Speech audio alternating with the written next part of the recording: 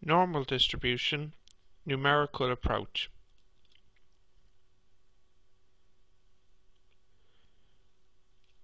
We know from studying integration that if f of x is a positive function, then the area under the curve between x equals a and x equals b is just the integration of the function f of x from a to b.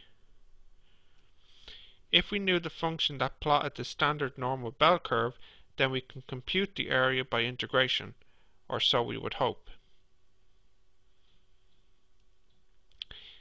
If y is equal to f of x, and the function f of x is defined as e to the power of minus x squared over 2 all over square root 2 pi, and we were to plot this, we would get a graph that looks like this, which in fact is identical to the standard normal bell curve with mean 0 and standard deviation 1, which is found in our table book.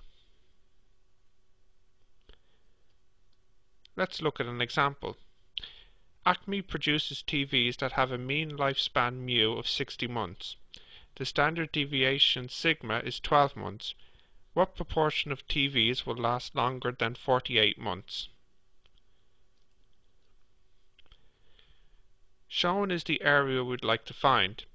All the numbers have been transformed using the Cert transformation, and we are looking for the area to the right of minus 1. Instead of using the table book, we can use integration to calculate the area. So the problem is to find the area shown. But this is just the integration from minus 1 to infinity of our function we set out at the start. This in fact cannot be solved by hand. This is why we have a table book. However, our calculator can do this problem. The only thing required is to replace the infinity symbol. We do not have an infinity button on our calculator. We can replace infinity by 6. Once we pass 6, the curve is more or less flat, lying on the x-axis, and has no real area left to add to the total. On our calculator, you can see that we have an integration button, and to type in the variable x is located here.